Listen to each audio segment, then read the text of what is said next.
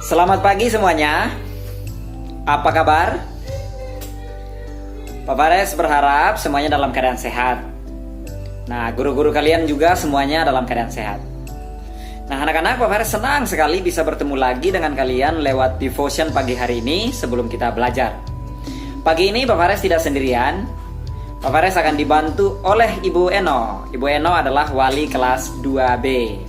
Nah, Ibu Eno akan membantu kita untuk bernyanyi bersama-sama. Nah, kemudian setelah kita bernyanyi dengan Bu Eno, kita akan membaca firman Tuhan. Nah, firman Tuhan pagi hari ini terambil dari Nehemia pasal 2 ayat 1 sampai 10. Ayo, Nehemia perjanjian baru atau perjanjian lama? Ya, betul sekali, perjanjian lama. Pak Fares ulangi, Nehemia pasal 2 ayat 1 sampai 10. Sebelum kita mendengarkan firman Tuhan, kita bernyanyi dulu bersama-sama dengan Bu Eno. Selamat bernyanyi dengan Bu Eno. Hai kelas 1-2, bagaimana kabarnya kalian? Sepertinya kita sudah 1 minggu ya tidak bertemu dengan Ibu Eno, tidak bertemu dengan Ibu Rini, tidak bertemu dengan Ibu Mauren, tidak bertemu dengan Ibu Minerva, Pak Fares, Pak Denny, dan guru-guru lainnya.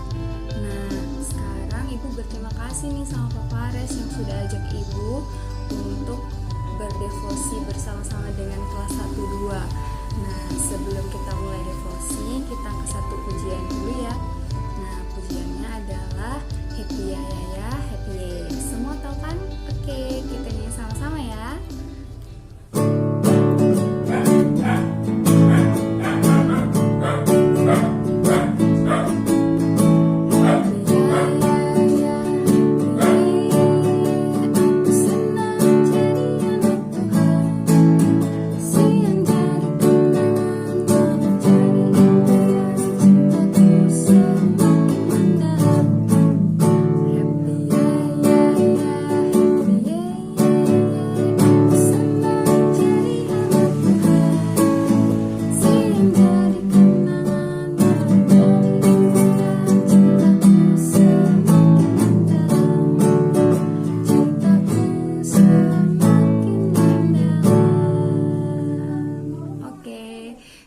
Kita berdoa ya.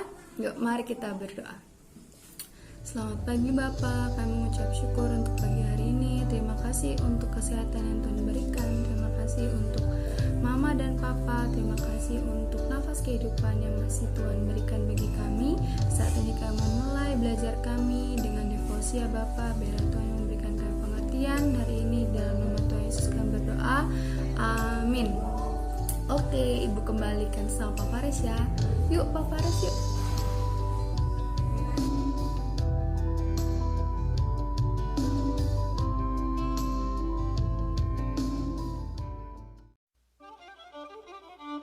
Pada bulan Nisan, tahun ke-20, pemerintahan Raja Artahsasta, ketika menjadi tugasku untuk menyediakan anggur, aku mengangkat anggur dan menyampaikannya kepada raja.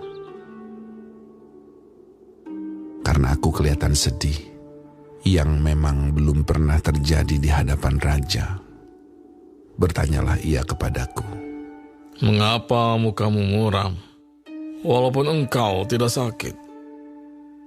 Engkau tentu sedih hati." Lalu aku menjadi sangat takut. Jawabku kepada raja, "Hiduplah raja untuk selamanya. Bagaimana mukaku tidak akan muram kalau kota, tempat pekuburan nenek moyangku, telah menjadi reruntuhan dan pintu-pintu gerbangnya habis dimakan api."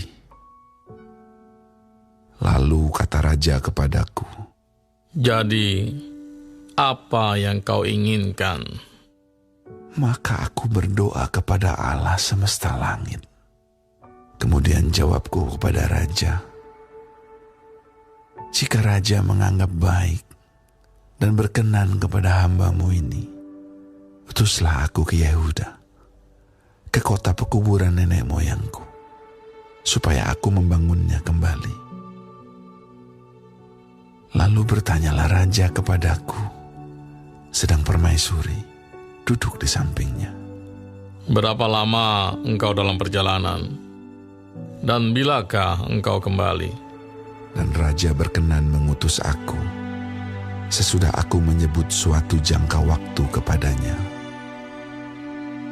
Berkatalah aku kepada raja, jika raja menganggap baik, berikanlah aku surat-surat bagi bupati-bupati di daerah seberang sungai Efrat, supaya mereka memperbolehkan aku lalu sampai aku tiba di Yehuda. Pula sepucuk surat bagi Asaf, pengawas taman raja, supaya dia memberikan aku kayu untuk memasang balok-balok pada pintu-pintu gerbang di benteng bait suci, untuk tembok kota dan untuk rumah yang akan kudiami. Dan raja mengabulkan permintaanku itu, karena tangan Allahku yang murah melindungi aku.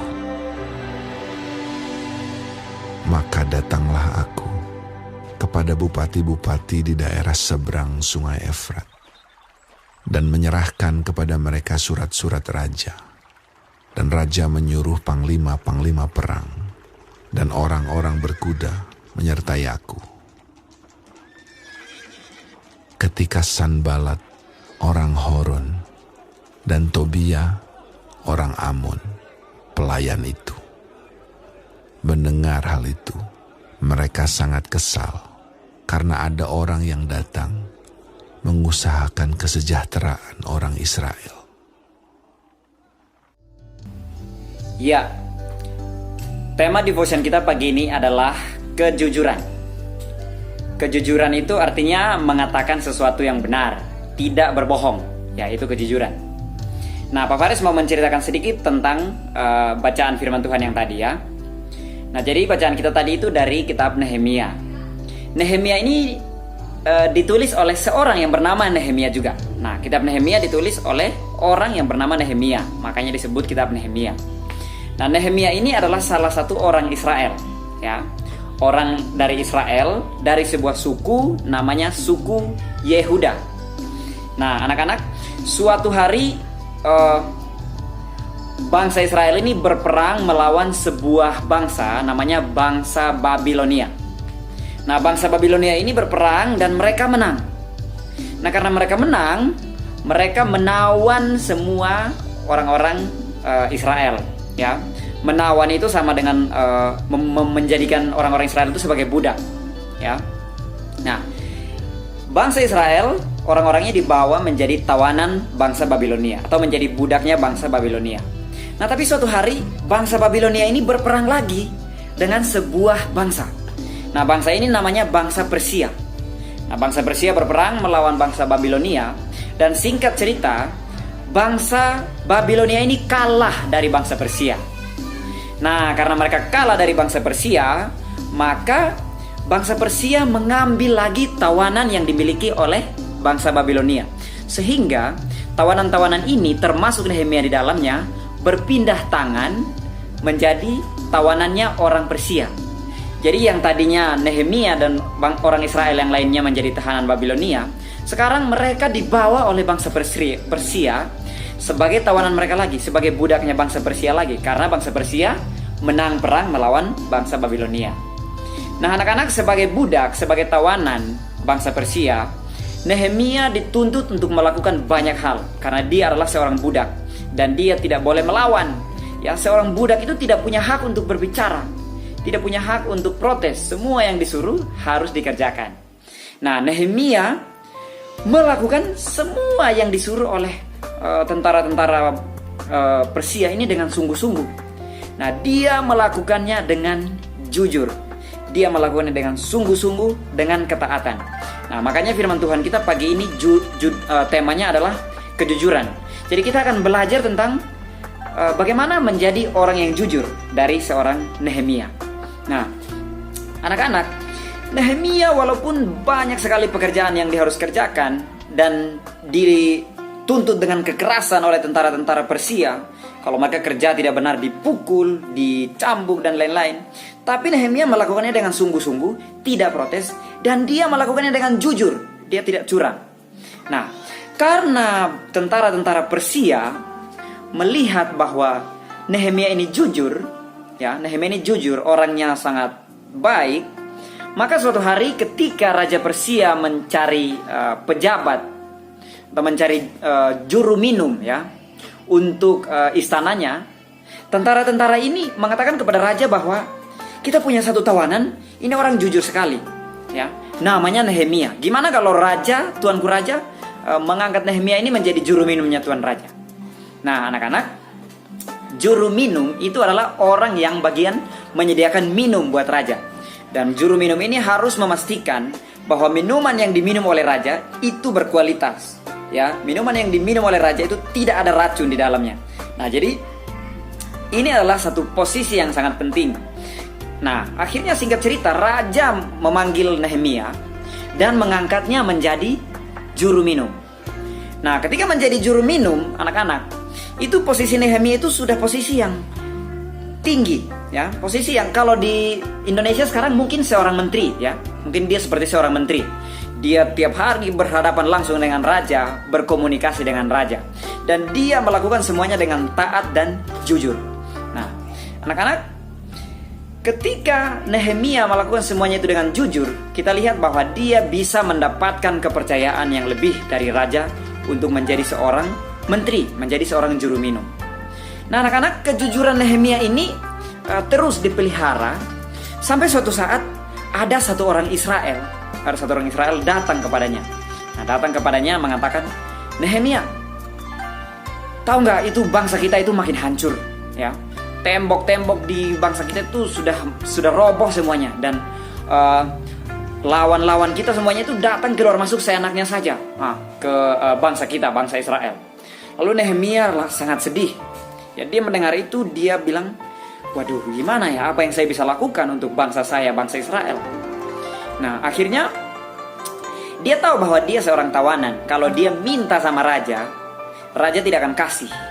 Kalau dia minta untuk pulang ke Israel dan membangun kembali tembok itu, raja tidak akan kasih. Tapi dia terus berdoa sama Tuhan, dan akhirnya dia memberanikan diri untuk minta izin sama raja. Dia duduk lagi murung seperti ini, lagi murung. Tiba-tiba raja bertanya, "Hai hambaku Nehemia, kelihatannya kamu sangat sedih. Apa yang sedang kamu pikirkan?" Nah, lalu Nehemia mengatakan dengan jujur kepada raja bahwa, "Raja, jujur saya ingin pulang untuk membangun kembali tembok di Yerusalem supaya orang-orang yang di sana aman kembali. Tidak ada lagi yang masuk keluar dengan seenaknya di bangsa kami." Nah, anak-anak, singkat cerita, karena kejujuran Nehemia ini, raja mengizinkan dia untuk pulang dan membangun kembali tembok Yerusalem yang sudah roboh. Nah, anak-anak, ini adalah buah kejujuran dari Nehemia. Dia mendapatkan kepercayaan yang luar biasa.